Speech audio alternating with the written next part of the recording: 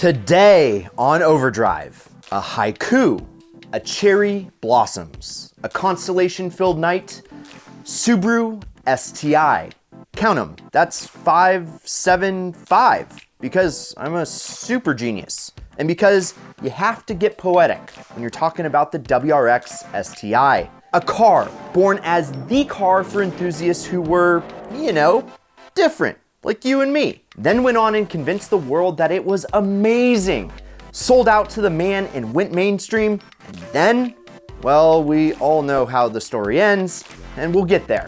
We have some things to say. But first, let's look at the journey.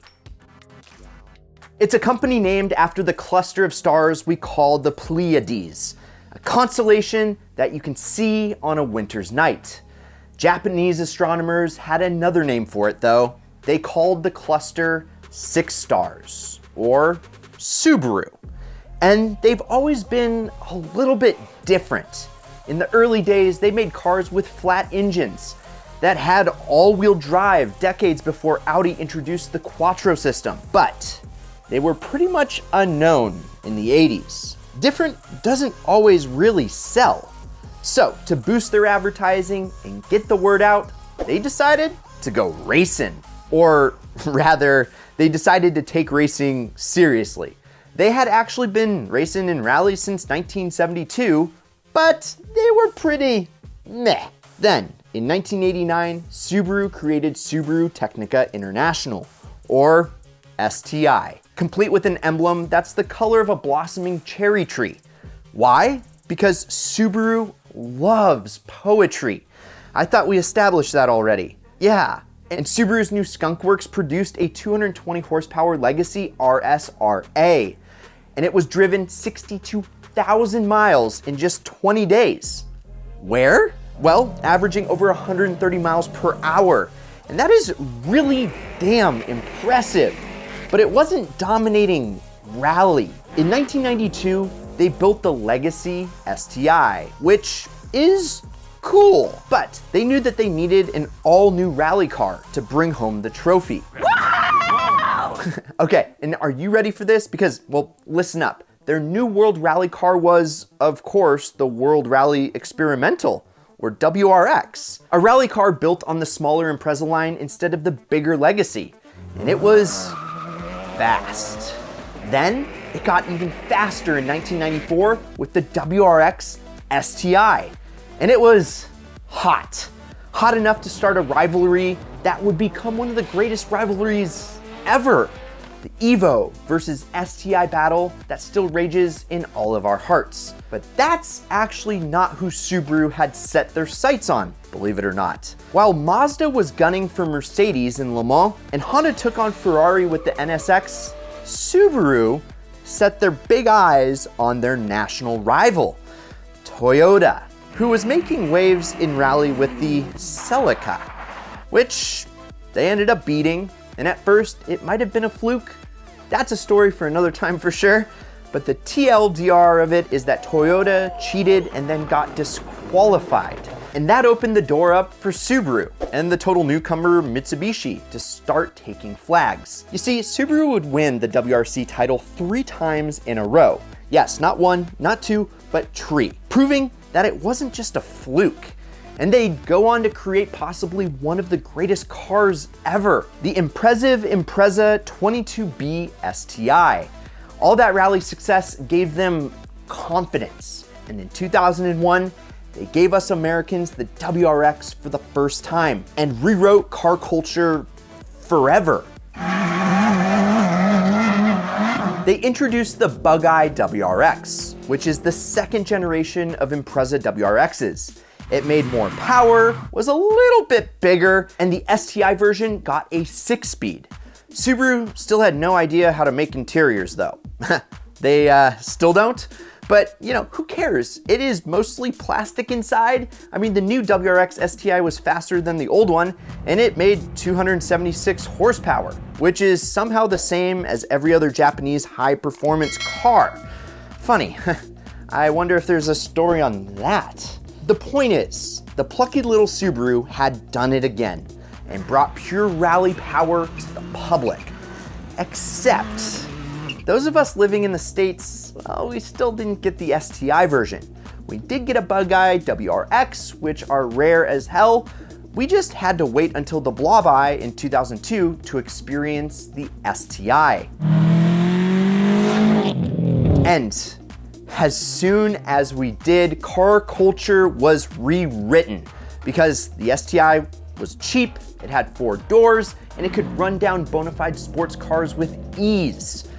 Oh, and the most important thing, I almost forgot, they were easy to tune. And I know a lot of you weren't driving in the early 2000s, but let me tell you how it went.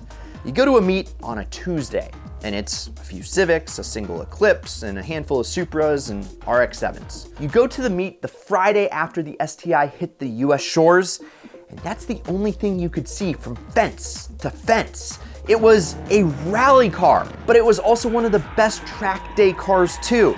And since Subarus are Legos, it's also super easy to make into a show car or a dragster or whatever your mind could think up. Hell, remove the front axle shafts and they drift just fine. Americans had never had a car like this before. Nothing at this price point was turbocharged in the 90s. We tasted power through displacement modification. Nothing was fast and all-wheel drive and affordable, and now the average enthusiast could have supercar performance. And really, truly, yeah, Subaru set the stage. The STI was rolled out 1 year before the first Evo 8 hit the mainland, and it was a decade before other turbocharged all-wheel drives hit, like the Golf R and the Focus RS, and 2 decades before we got the Type R. They kept it up too, keeping up their rivalry with Mitsubishi. The Gen 2 got a big update in 05, aka the Hawkeye. And it's still considered to this day one of the best tuner cars that you can get. But Subaru was getting a little less different with each generation. The company named after the night sky, who used freaking cherry tree blossoms to represent their premier sports car, was going mainstream. Their success with the general public made them afraid to lose support by being different, and they had basically left the podium behind. In 2008, the long-awaited STI sequel came out, but just like every band that sells out for the mainstream, the STI didn't quite sound like it used to. It's called the stink eye generation by those in the know, and the 08 STI was a heavy hatchback that had lost a lot of character that made the early iterations so great. Now, I want to be very clear here, the stink eye WRX STI is still a fantastic value. First, hatchbacks, well, they're practical. Second, they're still blisteringly quick. I'm not denying that at all. I mean, after all, a 2010 STI was still able to break 8 minutes at the ring. And we have to look at how much the world has changed since 2010. I mean, car meets weren't just for underground, monster-chugging, Nopi reading nerds. They were for anyone who had a cell phone camera who had just seen Fast and Furious. Cars were at peak affordability, and everyone and their mother had a 400 horsepower STI, it seemed. Those people sure as hell weren't buying new cars. Companies can only make money when they sell new cars. That's just how it works. So the STI, it had to go mainstream, and it reached a pinnacle in 2014 with the Raptor Eye, the 4th and final generation of the STI. Is the Subaru WRX STI, after it broke free from the Impreza nameplate, the fastest STI? Well, yeah, but it doesn't stand out. It's fast, but so is a new Camry. And now we have the Civic Type R, the Golf R, and the Hyundai Veloster N. I mean, being a fast sedan isn't unique anymore. And if we're being really honest, Subaru doesn't even really do it the best anymore. I mean, they don't race anymore, at least not really. They do take home a few trophies on the Nürburgring, but it's been so long since they broke any records. Plus, Mitsubishi, it's gone. There's no Evo to compare the WRX against. Mostly there are just people like Travis Pastrana who drive Subarus for show, which, yes, don't get me wrong, is great. It's just that everything that came together to make the 2nd generation WRX STI what it was is, well, it's gone now. We don't have car shows like the massive import tuner parties of yesteryear, and enthusiasts are still buying old cars, but no one's buying a 2020 STI and turning it into a show car anymore. I mean, go online and it's still all about the Hawkeye. There are some people who are even saying that car culture, it's dead.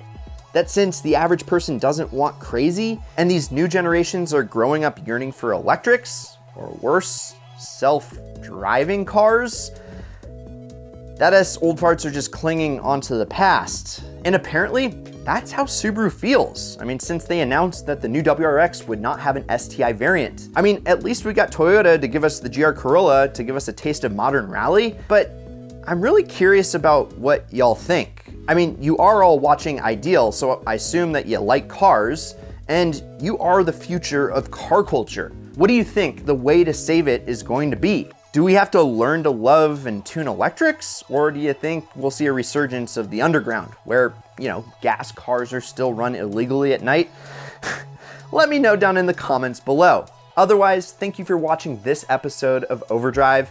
This has been Ideal, and I leave you with this. Gone are the times that you get something as special as the 22B STI, and I'm sure we're gonna be blown away by new electric vehicles or hydrogen or who knows. But I think knowing the history of these type of incredible vehicles is something that we should all cherish. So if you enjoyed this video and this episode of Overdrive, check out this one down here that Trav did. Also, subscribe, turn on your notification bells. I'm Brad, this is Ideal, and promise me one thing, keep living the ideal lifestyle.